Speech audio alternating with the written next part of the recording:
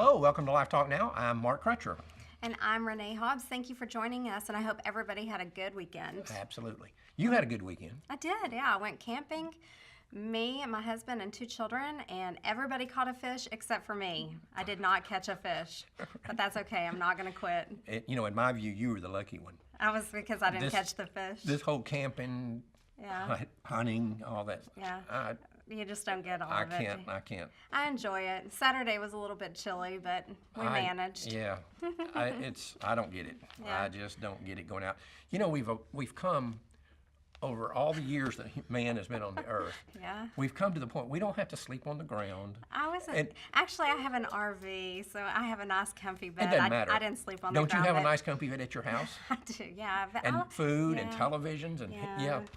It's just nature. It's the wilderness. It's the birds and the deer and all of that good stuff. You can have my share of all that stuff. Okay. I just don't get it. Right. I do not understand. I'll take your share plus. Yeah, right. You and Tim and your kids.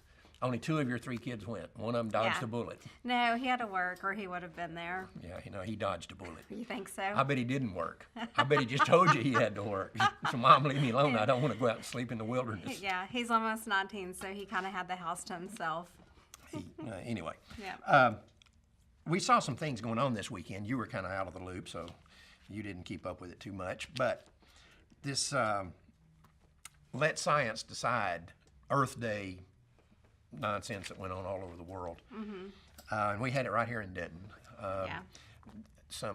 My wife and I ran across some of them. We were driving around and we ran across some of these Let Science Decide Earth Day people. They walked from the Texas Women's University Science Department to the University of North Texas Science Department. They walked across Denton carrying their little signs and stuff. I wonder what that accomplished.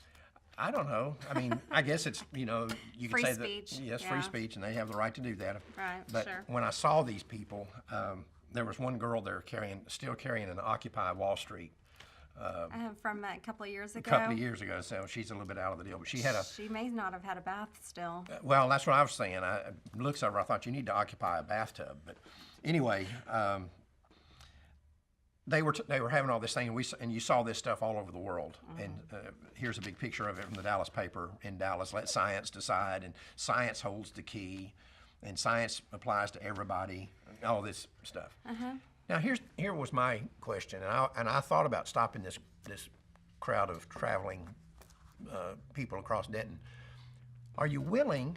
Because one of the groups that we saw, all the different groups represented, the usual suspects that we see, anytime there's some sort of leftist thing here in Denton, the Young Socialist of North Texas and all this, North Texas being not the northern part of Texas, but the University of North Texas. Yeah. Anyway, they were there, and these are rabid pro-aborts.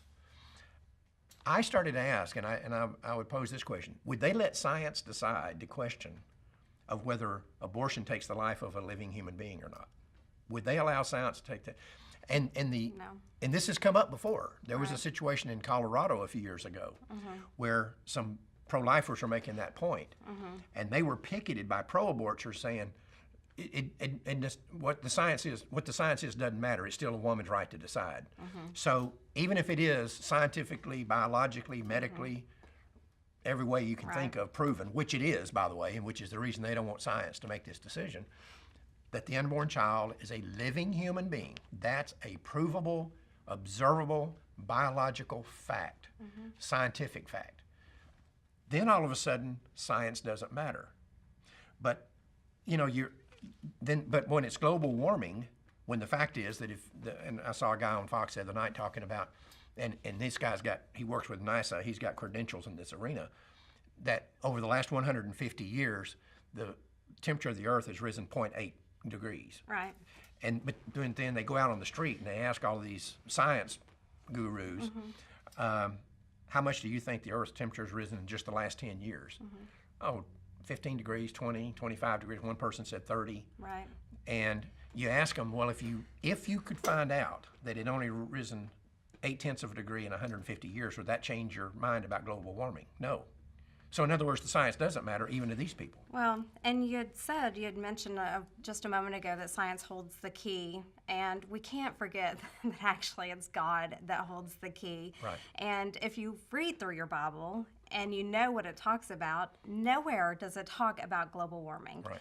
That diverts their attention off of the truth and the real thing, and the unborn is in there, and they're to be protected, and that's the truth of the matter. But that doesn't mean if you're a Christian you have to be anti-science. Right. In the history of the world, most of the science, the organizations, universities were created by Christian organizations. Even godless leftist agendas of places like Harvard was created by Christians. Right. So Christians are not anti-science. Right. We're anti-bad science, and we're anti-science when you twist it, like in the case of abortion, Right. to say, even if the unborn child is a living human being, that doesn't matter. We have the right to kill them by the billions. We're anti-science when it comes to our own agenda, when we want Right. whatever truth it is that we're seeking to come out. You know, you mentioned a moment ago that the Bible is silent on global warming, and it's silent on a lot of things that we do. I mean, it doesn't take the Bible doesn't take a stand on stock manipulation. I mean, but Right. you know, we know stock manipulation is wrong and it's illegal. But the problem that you've touched on, the problem that we're seeing all over the country and all over the world, really. The issue here is godlessness. It's not really liberalism or Marxism. We just went through 8 years of a godless Marxist president. The big problem there, more than the Marxism problem, is the godless problem. And that's what we have in this country. When you look at the people that are on the other side of all of these cultural issues from us, Right. you're going to see godlessness like you've never seen before. That is the problem here. And, you know, we're seeing all this nastiness all over the country, these riots that these campus cupcakes are doing, and Tearing down the crosses that represent the unborn, the and saying unborn. that that's their right to do under free Right. speech. Right. Right. And it's not. And it's not. That's not what free speech means, that you No. can destroy somebody else's property. Right. But anyway, but you look at the situation, for example, at Berkeley. You could hardly find probably a more godless environment than Berkeley, California. But they riot because a guy is going to speak there. Now, this is supposedly the birthplace of campus free speech, is Berkeley, right, from back in the 60s when they were protesting the Vietnam War. That's what you may not like what we're saying, but we have the right to say it. But all of a sudden now, Berkeley has become this fascist campus where if you're going to come on there and say something the students or the faculty don't like, then they're going to riot. They did $100,000 damage. The godless left did $100,000 damage to the campus at Berkeley. Television cameras caught all these people. You can see them on camera doing it. One person was arrested. One out of all of that. Why aren't these people in the state penitentiary? I don't know. Or awaiting trial to go to the state penitentiary? They're not. They're not teaching them that that's not right, for sure. Well, a big problem that you'll find on these college campuses is that, and we see this all the time with the abortion issue. The problem isn't the students necessarily. Sometimes it is, but it's not always. It's the faculty. And you're too young to remember this, and most of the people here in this office are too young to remember this, but those of us who are my age and lived through it, through the 1960s, can recognize that what most of these college professors are is washouts and losers from the 1960s. They're drug-addled.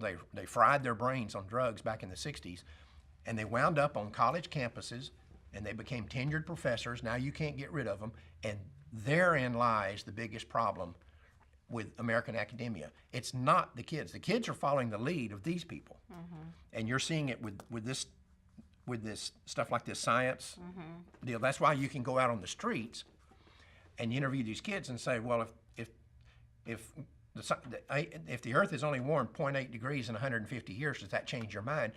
And they get a look on their face like, what? Because they weren't the ones who led this anyway. It was some professor that sent them down this path. And the point that I want to make, and I think you and I have talked about this a bunch, we're seeing this incredible violence by these leftist fascists on these college campuses and other places. and they're traveling from city to city and doing these anti-Trump rallies, and and then they're fighting on all this science front and so forth. And it's vicious, and these people are nasty, and they're violent. They're very violent people. And basically, they're fascists. They claim that they're fighting against fascism. Well, go look up what fascist is. Right, yeah, and that's what we're called. That's what they call us. And yeah. you would stop one of these kids and say, well, you think we're fascist. Right. Define a fascist for me. And where did this start? Who was Benito Mussolini? How does he play into this fascist deal? And they look at you like you're speaking, German or something. They don't even understand what you're saying. That's because they don't understand. They don't know. But those professors do know. But here's the point that I think we need to make in the pro-life movement, is that if you think that the violence and the nastiness that we're seeing right now is bad, wait until abortion is actually stopped. It's going to make what's happening right now against Donald Trump look like a walk in the park. Nothing to it. There's nothing to it compared to what we'll see when you start trying to protect the unborn. These people are going to melt down more than these little campus cupcakes have melted down over the election of Donald Trump. And I think it's incumbent upon the leadership of the pro-life movement. And I've tried to get people to take this seriously and talk to people. We need to have, I think right now, a national meeting of national pro-life leaders to where we get down and literally write down a plan, A game plan. and put it on the shelf. When abortion is made illegal, here's how we're going to respond to this. Unity, how we all come together How to fight this, it. to fight this, because this is going to happen, and it's going to be exponentially worse than anything you're seeing right now over the election of Donald Trump. And these people have completely lost their minds. I mean, I look at some of the stuff I've seen online what these people have done since with the election of Trump, and I think this person is mentally unhinged. These people have got mental problems. But wait till abortion's made illegal, and they are going to go nuts, because you have to remember something. They are completely godless, and they don't even realize it, but they are under total control by Satan. And Satan loves nothing better on the face of this earth than abortion. Right. And when you start taking that away from him, he's going to put his little minions out here who are basically just robots. He's going to put them into action like we've never seen before. Yeah. So we better start preparing for this, and we better start preparing for it right now. Yeah. I agree. Anyway, that's all the time we have for this show.